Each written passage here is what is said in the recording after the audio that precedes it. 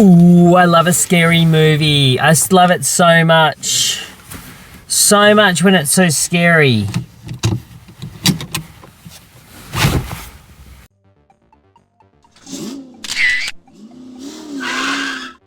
Good evening, it's Adam here again with another quick instant movie review for you. So tonight I saw The Strangers Chapter 1. This is the latest film from director Renny Harlin. What's it about? After their car breaks down in an eerie small town, a young couple are forced to spend a night in a remote, not a romantic, well possibly, remote cabin.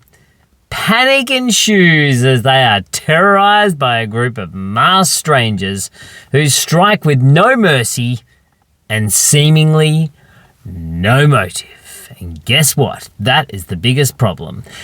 Again, this film is directed by Renny Harlin, by a story by Brian Bertino.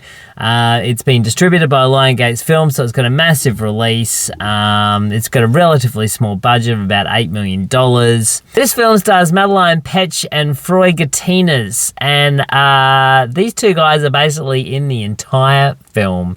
Madeleine probably a little bit more, so I believe that her star is set on Riverdale, I think is what she is a big star in. And Froy, I'm not sure, but he is also a singer and he's been in some stuff. This film, okay, a little bit of backstory. So this film is kind of not a retelling, but a continuation of The Strangers, which was a film from back in 2008 that then had a sequel 10 years later in 2018. I think Martin Henderson was in that one.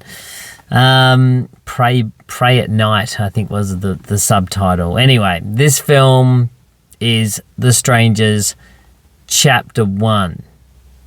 Now, I haven't seen The Strangers, the first one in 2008. I probably should visit it before I lay my opinion really on this thing.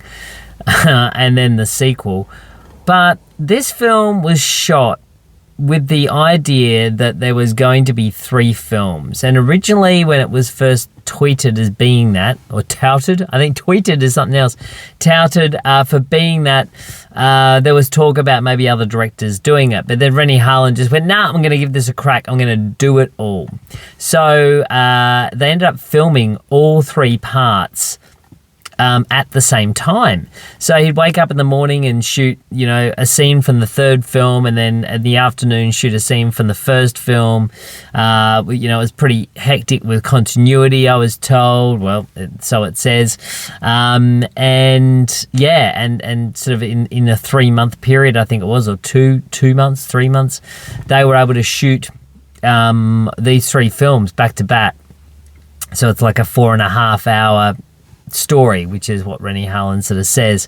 So if you don't know who Renny Harlin is, and I keep banging on about this bloke, so he was a really big action director in the 90s. He made Cliffhanger, he made Die Hard 2, he made A Long Kiss Goodnight, he did Deep Blue Sea in the early 2000s. So he's done some pretty big films over the course of his tenure as a director. So he's a Finnish director who worked predominantly in Europe, America, and China. So this film, he also made Cutthroat Island, which was kind of a bit of a, you had lots of money, you just made this. Oh dear.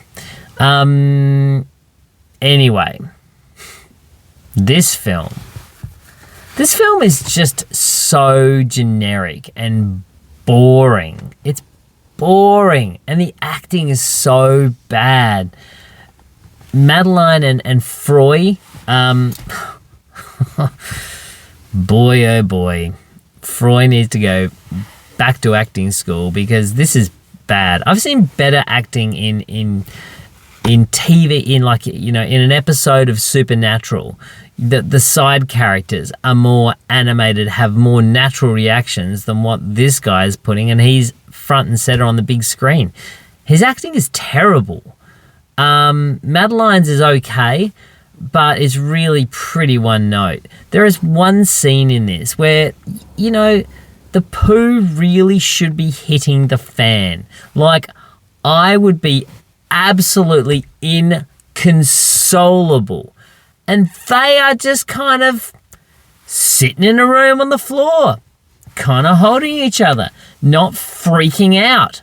I would be freaking out if some bloke was pushing an axe through a door and absolutely nearly cutting my face off. I'm sorry, I would be freaked out. I'd be like that guy that just drove past me at 1,000 miles an hour, wanting to get out of that situation. And then it's just no. Boring. Crash, bang, loud noise, jump scare, and they're not even good jump scares. And the interesting thing about this, and this is the premise of the film, the fact that these strangers have no motive. Now, I'm sorry, but if they do have a motive and we're not going to get to it till like the third film, nah, I'm not interested. Like the bloodletting in this is so boring too.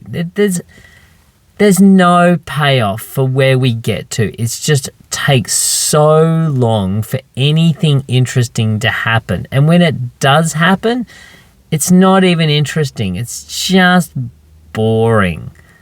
Oh, this film is so first base. I can't actually believe it. I was sitting there going, this is directed by the guy that made Die Hard 2, that made Cliffhanger, two really solid action films from the 90s. Yeah, he made Cutthroat Island, but that still had some flair about it. This just feels like it was made by, and no offense, because I actually feel like I'm about to offend first-time student filmmakers, because I actually feel like they would do a better job than what I saw tonight from this veteran 65-year-old veteran filmmaker who's worked extensively. I just found it to be quite amazing. Yes, probably a great idea if it's a first-time filmmaker and they're really having a go at it, but this is inexcusable. I'm not interested to see what happens next, because the way this ended, and then the Easter egg, and let me tell you guys, there's a little Easter egg after the first set of credits. Not all of them, just the first set. Ugh, so first base.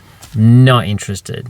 So for me, and the promotion for this I thought was really cool. I was pretty excited. I thought the mask looked a bit freaky. I thought the way that these strangers are walking around, I thought looked pretty freaky.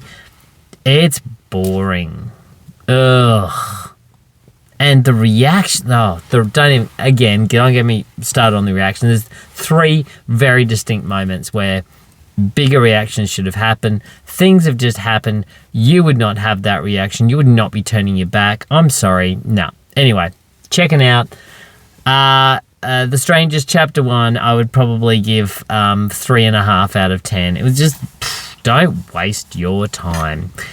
Anyway, that's my review for The Strangers Part 1. Have you seen a film that you went in the previews or the trailers that you went, ooh, that is 100% going to be great, and then when you watched it, it was a bag of poo? Let me know what that is. I'd be really interested. Comment below, let me know. And I will catch you all again next time in my non-mask facing car. It's just me. Maybe I need to wear a mask because I'm feeling pretty ordinary at the moment. Okay, good night.